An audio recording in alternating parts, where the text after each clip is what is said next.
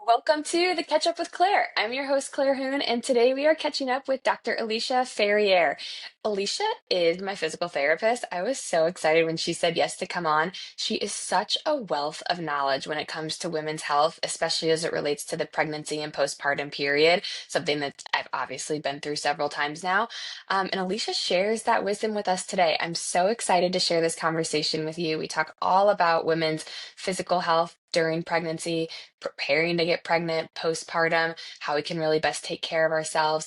I feel like it's something we aren't really talked about during pregnancy from our OBGYNs and from others. Alicia really helps dive into how we can take care of our bodies while we're pregnant and postpartum.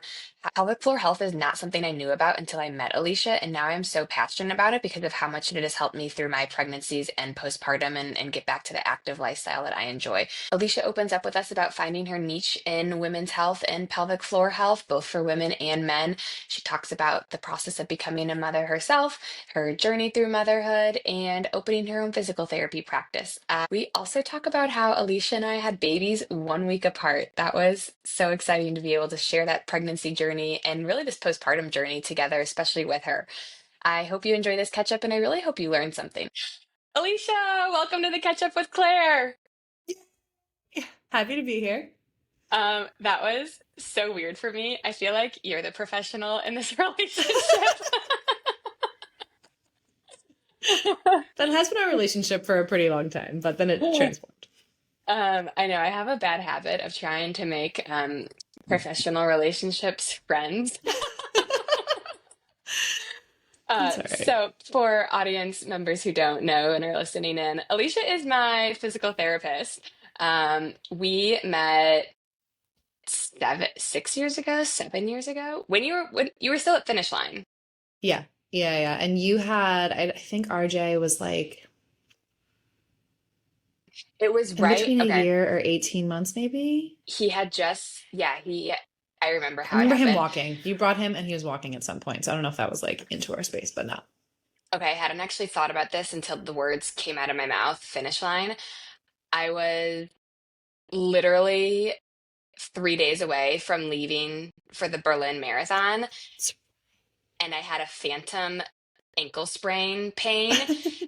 And so I called Finish Line and I was like, someone must see me. And so I went in and it was some guy and he was like, yeah, did like an assessment. He's like, I really think you're fine. Like I would just, be a little extra cautious. I was running on the bridle path in Central Park. And he was like, but you said you just had a baby. Like, did you ever do pelvic floor physical therapy afterwards? And I was like, don't even know what that is. So no. He's like, I'm gonna give you someone's name. Maybe just follow up when you get back. And I was like, sure, okay. And I actually did. And that's how we met. I can't believe that's how that started. I like vaguely remember you coming and seeing someone else and then seeing me, but I like didn't know the story behind it. So It's all coming back to me now because I was doubling. I came in between mm. doing Berlin and then I was doing New York. And I remember having this conversation now. I was like, I'm totally gonna PR in New York after running a marathon 5 weeks ago. Mm-hmm. Mm-hmm. Yeah. The first That's conversation of many of like, let's chat for real about running and all of postpartum. in case anyone didn't pick up on them, that didn't happen. That race ended in tears, like many Yeah. do. Um, okay, well, now that was 6 years ago, and here we are recording a podcast I episode love it. together. I love it too. I wanted to chat with you because I think a lot of the audience here are women. Um, Probably a lot of mothers. I know several pregnant people, postpartum people, and I feel like my introduction to you was a little bit of luck. The guy who referred me to you, I went in for a ankle sprain that I didn't actually have. And he was like, you said you had a baby recently. And I was like, yeah, a year ago, if that still counts. And he was like, anytime after you have a baby, this Do would you be remember who it helpful. was? I'm like listening to this. I'm like, oh, what a great provider. Was it, who was it? Is Do you there remember? someone named Andrew? Yeah. I think for, Well, I don't know, Andy, maybe, maybe you know what? I don't know. Andy. Not important, but I was like, this, love that for that provider because that seems lovely. Um, and I feel like I'm such a fan now, and everyone who, like, I had in my peer group, mostly I had the babies first, and I'm like, you're pregnant and you need to establish in a relationship with a pelvic floor specialist now, because you think about it postpartum after you've already had the baby, but you don't realize how much prep also goes into preparing to have a baby, no matter what kind of birth you're going to have. I mean, we've had many of these conversations. Um, did you know about pelvic floor? Like, it was pelvic floor and women's health going to be your focus? Honestly, no. So when I was in school, like, so I went to Columbia for PT school, and one of the perks of that program is like they just give you a lot of like options, or like, you have the gamut of like physical therapy school pretty much has to expose you to everything, and then you kind of choose your path on what you want to go on. And I was pretty focused in just like straight orthopedics, dancers actually, because like that was kind of my background. And so then, which is crazy that like I didn't even end up in that realm really. But then I started to get more into women's health when I was in some clinicals, and I just saw that there was such like a need for it. And I really kind of was like attracted to particularly pregnancy and postpartum because I felt like it was just like a missing like just an open vault of like people who needed help. But interestingly enough, there was like an elective that I didn't take at Columbia that was like a women's health pelvic floor one. And I was like, nah, like probably not. And so I didn't even take that. And so I really only got into it on the graduate, like after I had graduated. And when I was working at Finish Line, working with runners, there was just like, I was having these conversations with people all over the place of like, oh yeah, I still like leak when I pee, and just like talking about motherhood and pregnancy and postpartum. And I was like, okay, I know I really like this. And I guess I'm just going to start to kind of take a deep dive. And the more I learned, the more courses I took, I was like, I genuinely just really like treating pregnant and postpartum people. And that kind of opens up into other pelvic floor stuff. But like truly, and I think even still now to this day, like my like my passion is definitely pregnancy and postpartum. And that occurred all before I had kids of my own. And now it's just like evolved over time. But yeah, to answer that question, I would say I didn't initially think this is the avenue that my career would take. And it kind of just really evolved into um, being really honestly boiling down to really wanting to help women, because I feel like there's just such a, especially in women's health, there's just so many, like, there's just not enough word out. So that was kind of the prompting behind it. I feel like you have such a special language for like normalizing pelvic, like women's health in general. Like, I love our sessions because I feel like I'm like getting an anatomy lesson at the same time around like, this is why these things work this way, and just the way that like I am the furthest removed from being medically inclined or articulate. Like, I know nothing other than high school biology about the human body. And so the way though that you explain it and make it understandable, like how all of our systems function together, it feels very digestible. And it also feels like, oh, okay, that makes sense. I should take care of my body in this way. Um, I love to hear that because I think one of the things that I really try to do as a provider is educate. And like with anything, if you're told just to do something and there's no why behind it, like the likelihood you're going to do it is so minimal unless you're, just really a rule follower. But I find that the more you understand and the more you know the why behind whatever you're doing. So especially for like pelvic health, it's like, okay, yeah, like we need to not ignore this area of the body, especially in pregnancy and postpartum, but just in general. Um, and the more you understand about it, the more you know, the more likely you are to follow through, which is also why I love treating pregnant people so much, because I feel like so much of what I do for people in that time is just educate on like, here's what's coming, maybe like, here's what's going to happen to your body when you're pregnant. here are the forces that we want to try and like minimize and like the things that we want to try and avoid. And I find even just being aware of like the things that could come, you're already like looking out for things before they become a problem. Like prevention is really the best, type of medicine. And so if you're already aware of like, all right, I know these things could happen and I'm like looking out for them to prevent them from becoming a really big problem, then it just makes outcomes so much better, not only in pregnancy, but also in postpartum when you're like, in a little bit of a shitstorm and you can't think that hard about stuff. When your brain like kind of doesn't work anymore. Yeah. Yeah. Yeah. Uh, you have also given me my favorite term that I will use forever and ever and ever. Do you know what it Is it excess adipose tissue? It's the best. It's the best. It is so generous and it is so kind. And it is honestly like potentially the nicest thing you could say to someone that needs to hear that. Okay, so I'll tell the story. It was after my middle daughter was born. Which was like borderline pandemic era. Mhm. And so we had done some push prep and breathing, all the things. And then when I got my 6 weeks clearance, I was like, help. Man. And so I came to see you. Did I bring her or did I come alone? I can't remember. You It might have doesn't brought her. matter. Honestly, I don't remember. I don't either. It was in your second Hmm. location. Hmm. Um, and you're like, how's the body feeling? How are things? Talk to me about everything. And I was reading through my list of ailments, and then I was like, and of course I'm fat. And and I mean that, like, I'm not trying to have a body weight conversation, but it was like self-deprecating, realizing I was 6 weeks postpartum and had gained 35 pounds.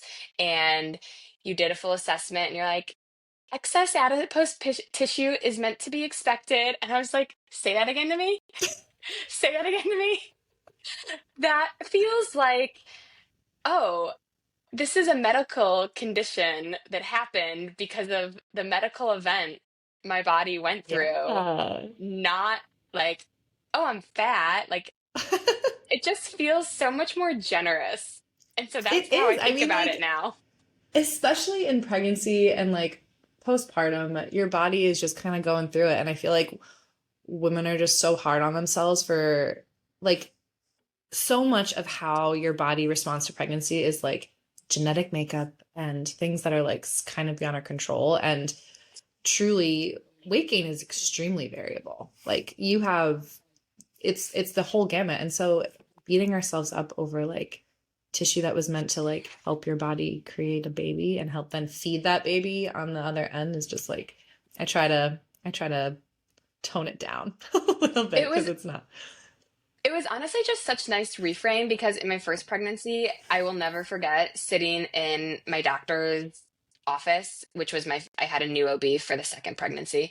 And I had gained 5 pounds in a month. And she was like, so let's be really mindful of the extra snacking. And I was like, bitch, I don't eat. Like, you should be flagging this as a depression symptom because that is another conversation. But it was so 5 months I a it, month is like not that crazy. I don't know. That doesn't seem it was insane like at all. yeah, and it was she was like, well, you just never, and I was just like, and so then I was in my head like, oh my gosh, am I Mm. gaining too much weight? What does this mean? And so I just feel like there's like a lot of stigma and shame and things attached to body weight in general, especially during pregnancy, but like how you frame something matters. And I just very much appreciate that you do these things so gently and in a way that is like, no, this is typical and expected. Like, yeah. Especially like I don't know, postpartum is again just like pregnancy is variable, postpartum is valid. But I mean, I feel like I've really been in the pregnancy postpartum space for I don't know. I mean, started when I was when like 6 years ago. So at least like 6 to 7 years. And over the course of that, I've really just found like everybody just responds differently. How your body needs to hold itself to be pregnant, how your body needs to hold itself to feed that baby if you're doing that. And then honestly, just like the timeline of recovery is so variable. I feel like everybody beats themselves up. It's like, why are we expecting? Like, you just created life. Like, everybody back off, back the fuck off. Um, do you feel like I feel like I have a much higher awareness to pelvic floor health because of you, and so now I pay attention to it when I see it. But I don't know, like I haven't really seen anything actually change from medical practice. Like in none of my three pregnancies was my OB ever, and I had two OBs. They've never been like, if I ask for a script to do PT, they absolutely give it to me right away. I'm like, yeah, of course. But they've never been proactive about it, of like, make sure, like something to think about, something to care for. Do you see any changes in the field or I mean, I think in general, I think it's easier to find a pelvic floor PT than it was, say, even like 5 years ago. I think more physical therapists and even occupational therapists are actually like more involved in it. And so it's a little bit easier to find a provider.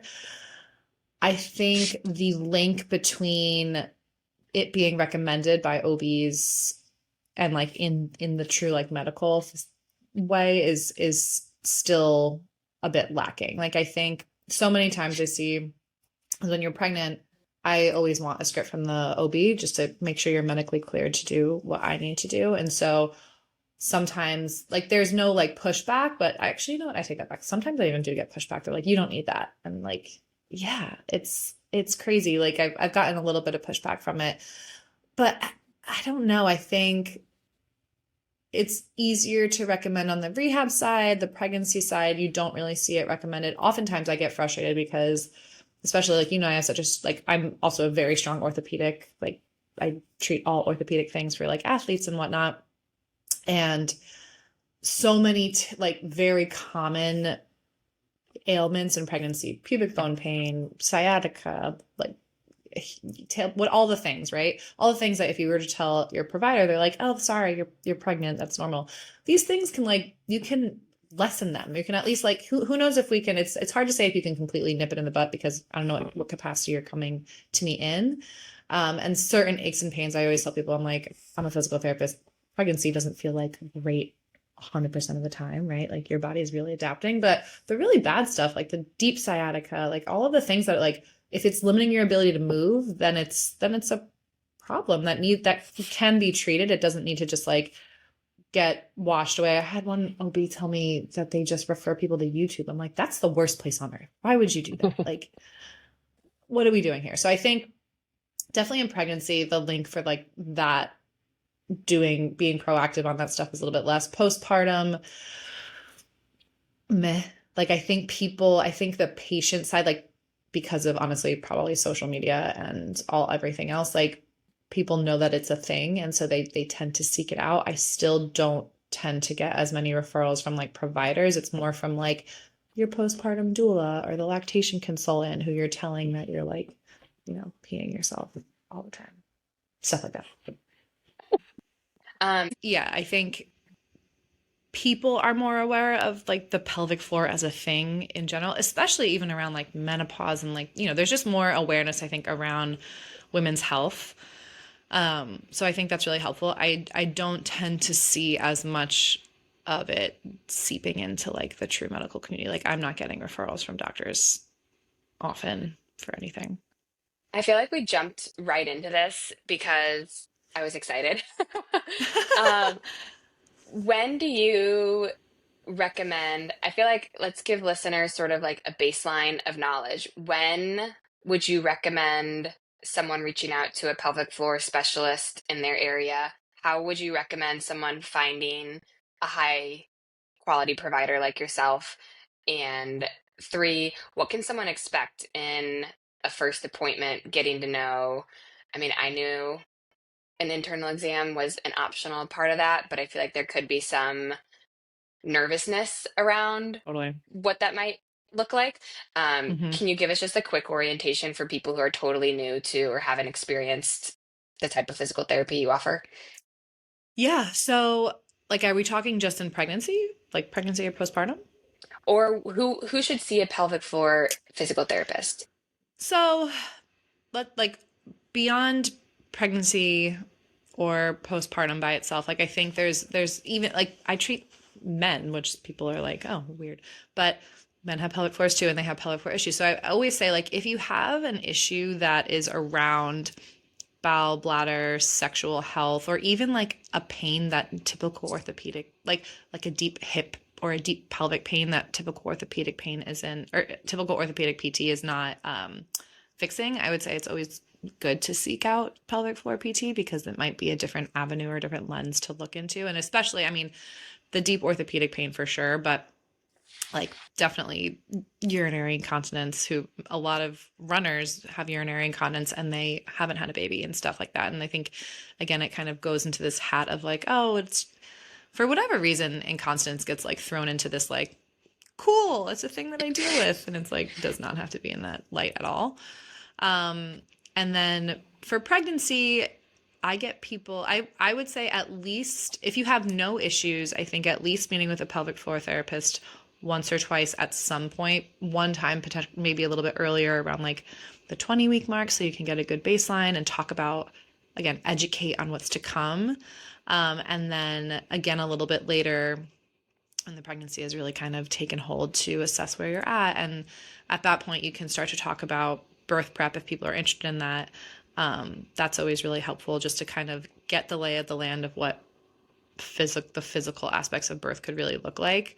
And then postpartum at any point. But once postpartum, always postpartum. So I have so many people who are like, oh, I wish I could have done that when I was, I'm like, you still can. There's no, it's not a clock. Like you I can mean, I just met do you it. 15, like probably 15 to 16 months postpartum for the first time. And so that Yeah. was, yeah, Yeah. Yeah. And I mean, anytime. especially if you're like, if you know you want to have more kids, which I know that you did, like understanding that language is so helpful. And I mean, like acutely, I would say I don't like seeing people too soon after birth because you and I both know like the first month is kind of a shit show. And I don't, one, the assessment, it should be so rest heavy that whatever assessment we have, I'm not going to like hang my hat on too heavy because like you just gave birth. And so I don't need to scare you with like, oh, like I see this. It's like, yeah, you just pushed a baby out or got opened up in some capacity. So like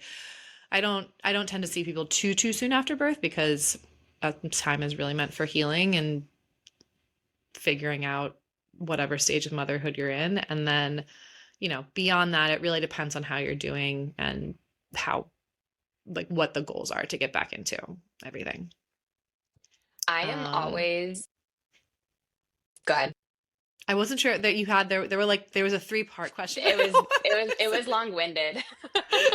Well, I think the takeaway from that though is if you are like if any of this is resonating, reach out because I think I didn't know about I think a lot of aches and pains, especially in pregnancy, are just, well, you're pregnant, and so that's normal or that's expected. And just because it's common doesn't mean it's normal.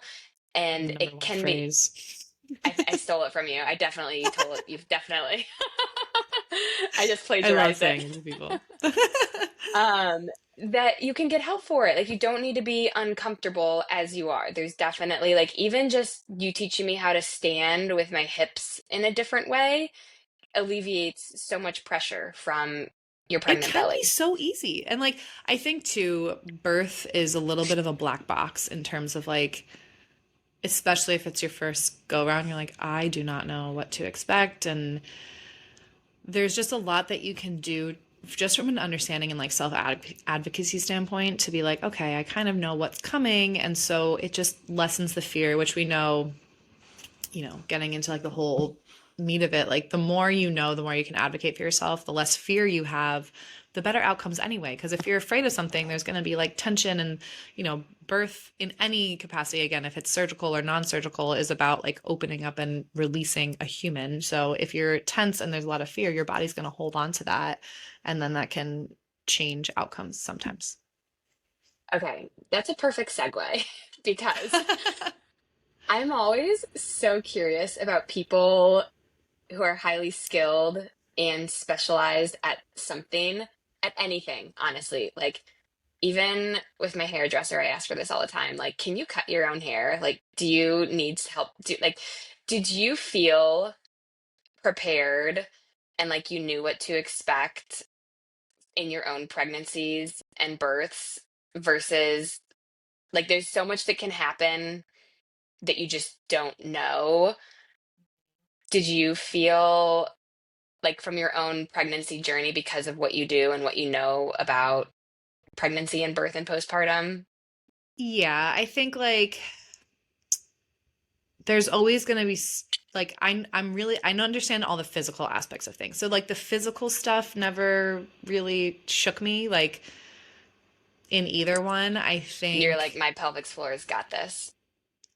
well, I knew I knew when to stop. Like even with my first pregnancy, like I stopped running at like 13 weeks because I was like, this doesn't feel good, and like I'm not going to give myself an issue when I don't need to. Like I'll figure it out.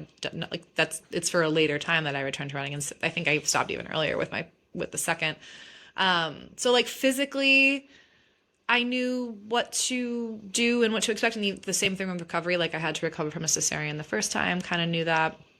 Second time recovered from a vaginal delivery, knew what to expect and knew how to like approach it. I think like regardless, even when you know what to expect, experiencing it in your own body is always like humbling, um, to say the least.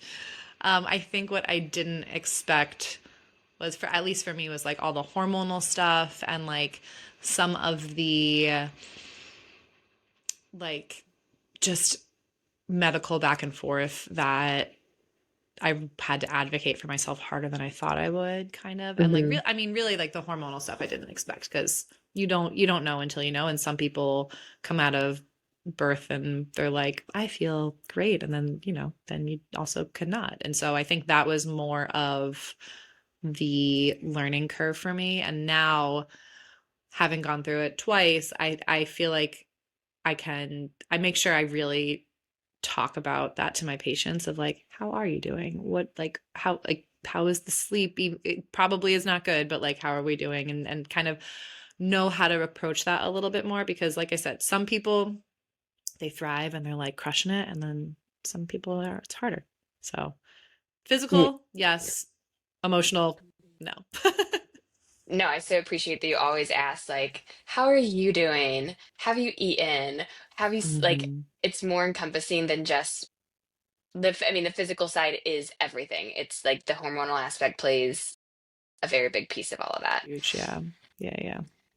Um, how do you feel about, so I feel like there's a new era, not necessarily new era, I mean, it's been going on for a while of like activity during pregnancy. Like I feel like when before our probably peer group generation was pregnant, there was a lot of, take it easy in pregnancy, a lot not an encouragement to exercise, at least in any, not that they were saying be sedentary, but it was more about, you know, don't exert yourself unnecessarily.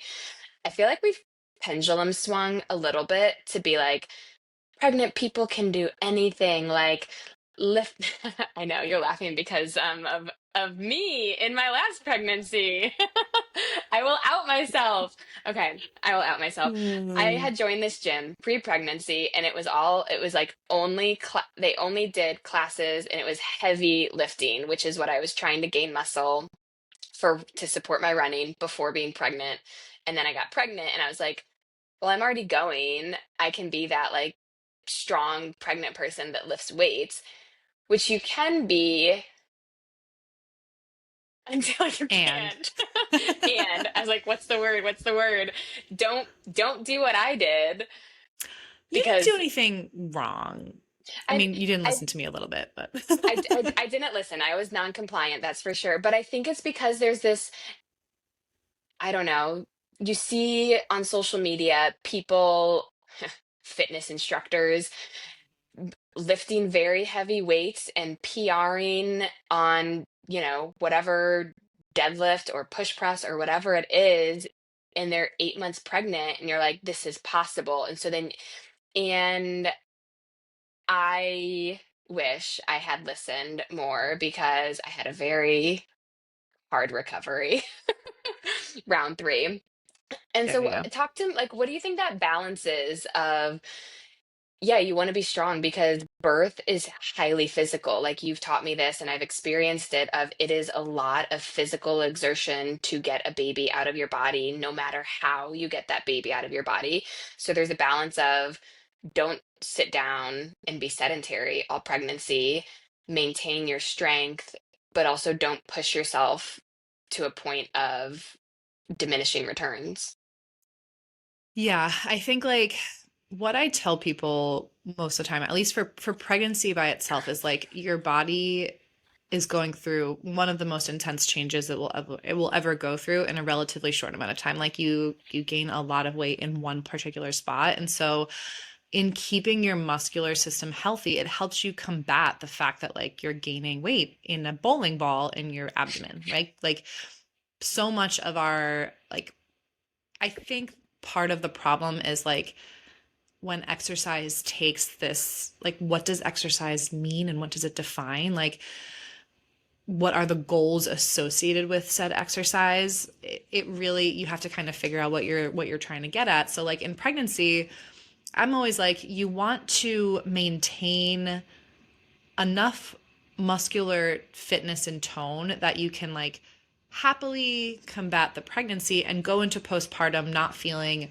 totally depleted. Like I've heard it so many times like when people are pretty active and then go through pregnancy and like it like occurs on you, like you're just letting it happen so that one, your skeletal system is like taking a bigger hit because again, it's this big transformation. And then you go into postpartum really weak, and postpartum is already like you're challenged a lot. Like you're already coming recovering from birth. You're already trying to take care of one, if not three babies. Like it's very physical. And so if you're going into postpartum feeling really weak, it there's more of a vulnerability for like aches and pains. So I think like in that case, pregnancy, there's the balance of like if you did absolutely nothing before pregnancy, I encourage people to at least do something like lifting 10-pound weights. You don't have to go up into the crazy like PR deadlifts, but like doing something because also when the baby comes out, it's not like they weigh 2 pounds. Like you have to be able to hold a capacity of weight. And so, if you're doing nothing, pregnancy is a time to like at least like prioritize movement and feeling semi strong in your body to like to sustain that whole piece of it. Um, and as the pregnancy progresses, like your body is doing so much. It is like physically, you are creating another life. You're holding that life. You're facilitating it. You're growing it. You're like all of your energy is going to it. So like, I think I've told this to you before, like your body's not necessarily the top priority. And Mm. so when as the pregnancy progresses, there's this balance of, okay, I want to do like what does the exercise do for me? Like, is it keeping me moving and keeping me feeling good? Or is it putting me into a space where now I feel a little bit depleted, I'm exhausted, I'm sore, I'm not able to control, if you're like, say, like you use push press. So like if I'm getting my form all funky, it's like, well, what is that doing for me? That's putting me more into a vulnerable position that I don't necessarily need to be in. So it's this like happy balance of doing enough where the priority for me is always like staying strong. And that's why I think we talked about even you joining that gym to like gain strength. This is all pre-pregnancy, but like lift heavy weights, like I think women should do in most cases.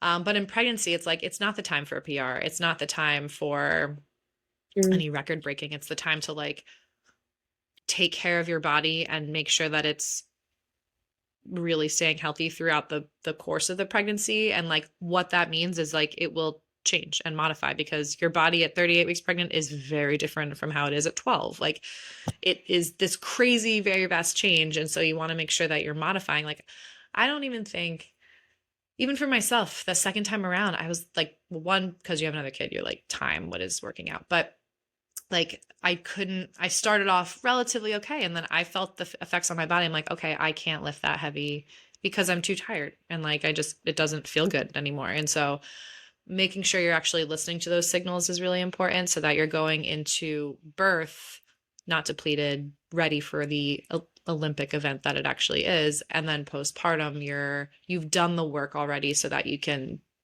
not be super weak into postpartum.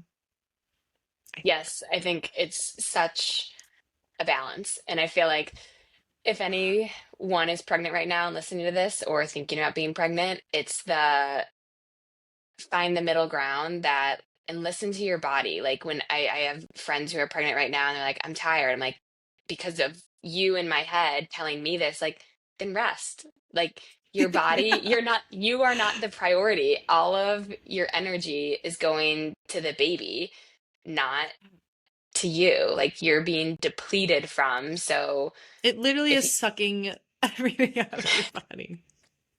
it's great, it's fun times. It's so much fun. It's great. It's so worth it. Yeah. Okay. Well, this was a fun little surprise last year. We had a baby 1 week apart. Yeah. Was Yeah, it one, because it's eight Izzy days. came early. She was 2 weeks early, and I think you were a little She late. was, no, we were due date. When was Stella? Okay. Okay. Yeah. So it Yeah. must have been like almost like apart. Um, it was kind of fun for me being being pregnant together and then having babies, and now I we both have know. just about 6-month-old babies. Yeah.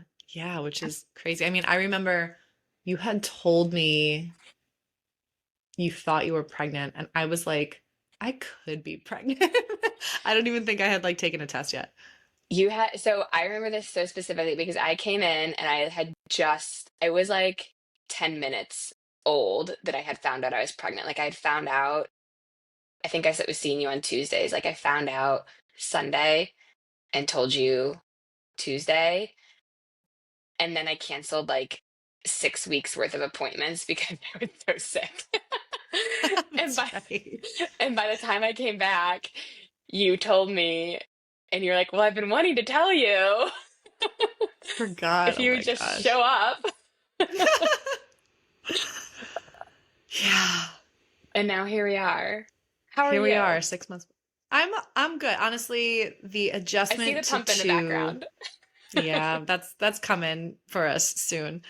It's been like, I think the adjustment to two has been interesting. Like you can't really prep for it. I don't know. Like, and it depends on your kids and like Izzy, my 6 month old is not like the greatest of sleepers, and that like fucks you up. Like it's the I think like there have been times where I wake up, I'm like, I feel like I'm being tortured, and it is because it's like it is a form of torture. But like I think it really depends on your kids, and like I think postpartum this time, while it was actually like a better recovery postpartum, I still experienced that I thought I wasn't going to experience the hormonal shift as much as I did. Because Hmm. my first was in the NICU, which I was like, oh, that's why it was so shitty and like how bad I felt, which it was. Like it was not fun to go there. But then the second time, like, Izzy was fine. We came home and I was like, oh, this still sucks. Like this still is Yeah. hard for me. Like it's still, even though, outcomes were different. Um, but yeah, 6 months in, I'm like, all right, we're finally like kind of catching a stride. Although sometimes those bad nights of sleep, I'm just like, this is terrible. No, it's like, what the fuck? The sleep. I mean, we chatted about this a couple weeks ago because Stella was sleeping and we have the snoo bassinet. And then our snooze stopped snooing. It just stopped rocking. And I was so unprepared. I mean, it's 7 years old and it's been through like 5 moves. So we've got our money's worth out of it. I was gonna say it's actually pretty solid. It was pretty solid. And she was 4 months old at the time. And like she should have been evicted from the snoo then anyway. But I was Mm-hmm. unprepared and we didn't have a crib. And I was like, oh, well, she sleeps through the night. So I'll just keep her in this bassinet. When it didn't snoo and she wasn't rocking, she just stopped sleeping. And I thought I was losing my mind. Like, I finally was like, I can't do this. I can't do, you have to get this baby out of here because if I don't sleep, I just like, This I house will can't come cope. down. I can't Yeah. cope. Mm-hmm. Yeah. And just last week we got her a new crib and she sleeps again. It's like, Congrats. thank you.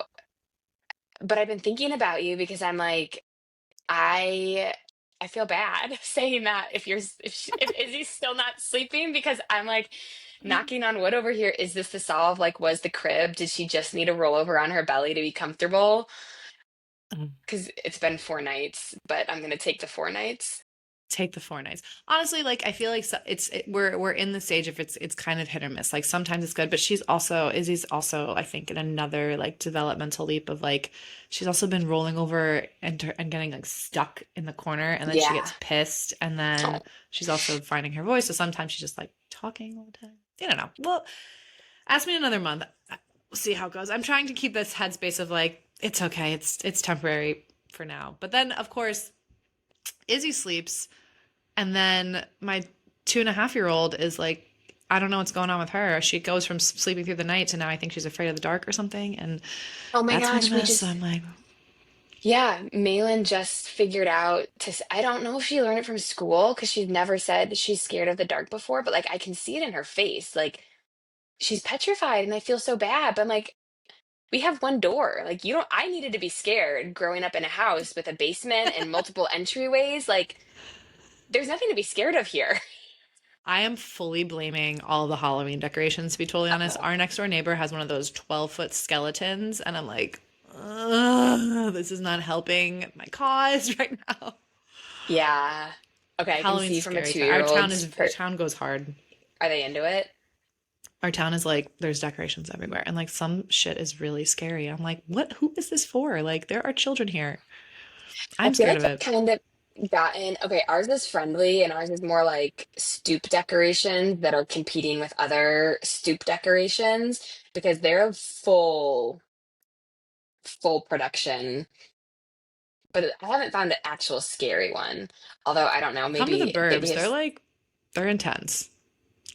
okay. I don't know. I might take you up on I'm that. blaming Halloween decor. I'm like maybe she'll sleep when it goes away. We'll see. Okay.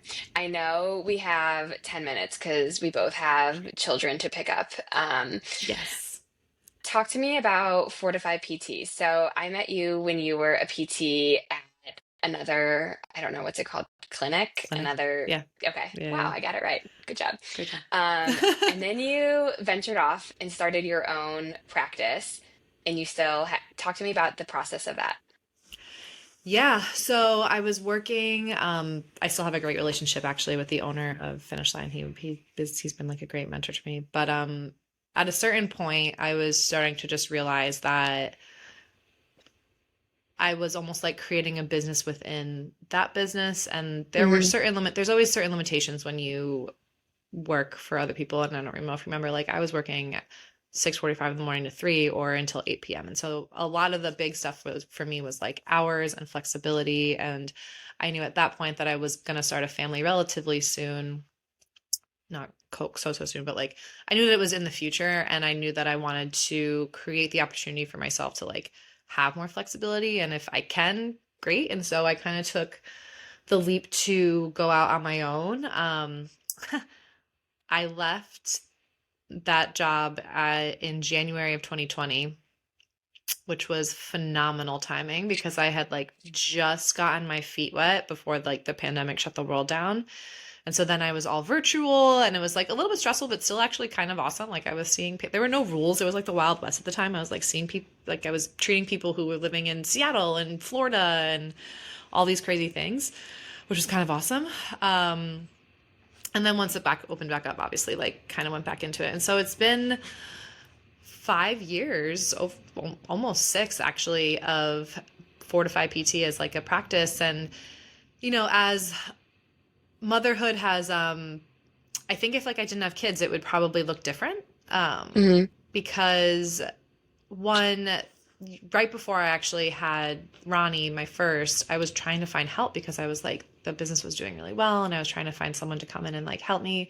And like, I was about to sign two people on, and then they both got pregnant. And I was like, makes sense, cool, like, get it, sure, fine. But then it ended up just not working out before I went and on maternity leave myself. And so if you're the only owner of a business, like you're not, it can't grow if you're like not there. And so it's kind of taken a couple avenues. And now I'm seeing people where I live because once Ronnie came, I was almost like 50-50 in the city. I'm sure you know all of this. And are questioning if I'm going to come back into the city. And I honestly, like, I don't know. I haven't shut the door completely, but like, I cannot right now. I'm full time seeing patients in New Jersey because managing the two of them and two drop offs and the pumping and the feeding and like all of it. Hmm. I'm like, I'm really grateful that I can create the business here, but I like don't I'm like I can't imagine having to commute into the city again where I have to be there all day to make it worth it and then like, you know, pump on the train or like all of the crazy things. So Fortify is like it's I've always sometimes I'm like obviously a pretty I like working hard and I really like helping people and I in motherhood I've had to kind of reevaluate what the priorities are and like some of which obviously my family is my priority right in this moment and it will be forever obviously, but I think the business aspect of it is kind of going to be like, okay, can I build it to be what I need it to be in this moment, and then maybe once my kids are in school it can change into something else, but right now it's helping me pay my bills and it's letting me also do what I love. Like I feel like in postpartum part of why I think I don't handle it really well is because I really like I love what I do and I hope Hmm. that you feel like I really love what I do and I feel like I'm good at it and I like feel really happy with where I am at professionally, and I think postpartum fucks me up because I'm like I suck at this, you're crying and I can't do anything about it and I like don't know what to do. So I think even in that aspect of obviously I need to make money to support my family, but also from a brain perspective I really like having the ability to still do what I love and parent and be a mom at the same time. I don't know if that was what you were asking, but that's what I turned it Kind into. of. I mean, I specifically, I'm on your email list, so I get your emails, and I've specifically not asked you about are you coming back to New York because I know that this has to be going through all of your brain. And I mean, very All the time. selfishly, you're like the best provider there possibly is. I feel so comfortable and confident under your care and just like better in my body. But I also, because I'm going through it with you, with the 6 month old, like me getting to the office, which is a mile and a half away, like is an act of warfare. It feels like packing the pump, planning around meetings, like you have to plan around seeing patients, you have to remember to eat. God forbid you want to pee during the day, like The eating. all of Oh it. God. And Yeah. so like I like commuting into the city, like I totally get why you want to practice close to home or be virtual or build in a different way and just like use because you're pulled in 1,000 million directions. The time in the day is so different. Like I feel like when you Yes, become a mom, you're like your day is not it is not the same. And it's especially, you not know, then this. you add on if you don't sleep. Okay, well, I'll just go ahead and put this out there that if you decide to come back to the city, I want to know first because I'm getting my Of time course. slot back. Duh. Duh. Of course. Of course. Like I said, I'm And not no closing the door pressure. completely. I just No, I right know. now I can't imagine it'd be like crazy. Yeah, I couldn't imagine either. And I also haven't done a single thing to help my body postpartum. I won't show you on Yes, you video how I have. was We had just like sitting. we chatted. We chatted Yes, we about it. have. That's like We the have. first step. That's the first step. Um, okay, I'm gonna let you go because I know you have to move on with your day. Before we wrap up, first of all, thank you for this conversation. It was just You're nice welcome. to catch up with you I again know. I'm and so share happy the to wealth see of you. knowledge because now when people ask me, I'm gonna say, go listen to my conversation with Alicia because she can impart all the wisdom on you. I hope. Um, what is one thing you want, like speak to the pregnant and postpartum women right now? What do you want them to know about their pelvic floor, about prepping for birth, about recovering from birth, to keep themselves healthy and balanced? That I mean, there's so many nuggets you've given me. Excess adipose tissue will forever take the gold. Um, but leave us with some good Alicia wisdom.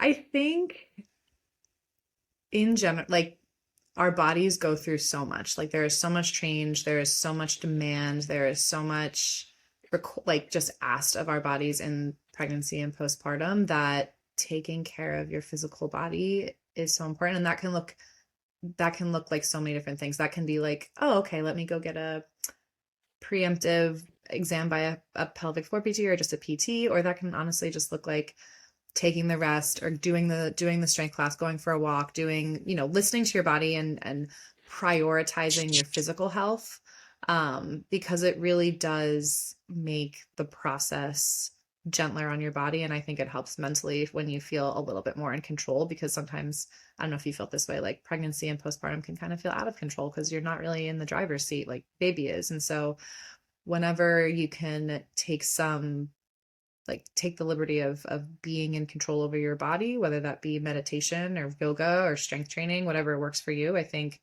doing that and prioritizing it is really important. And your pelvic floor and your body will thank you. Thank you.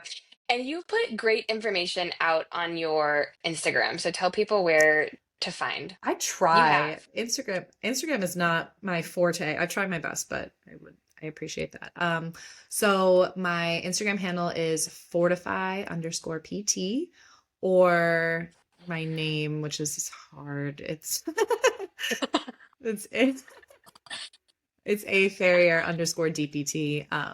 Or my website, honestly. I've been trying to put more stuff on my website, and I'm creating a course that actually is I'm gonna get going on, for anyone who can't access a pelvic floor during pregnancy. I want to put a course together so I can like information drop all the things I would want people to know in like a little online segment. So I'm hopefully to create That's that before the end of the year.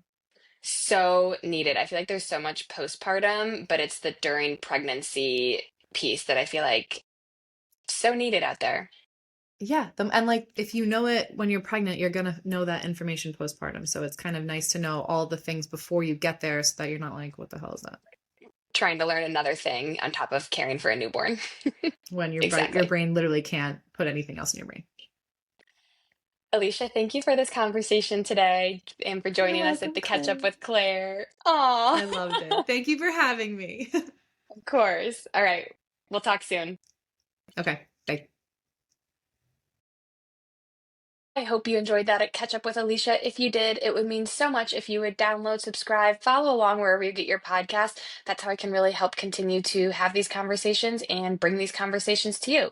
If you're pregnant, if you're postpartum, if you know someone who's pregnant or postpartum, share this with them. I think Alicia is such a wealth of knowledge, and the more people who we can help with their pelvic health, especially around pregnancy and postpartum, the better. Until next time, be kind, be brave, be safe out there.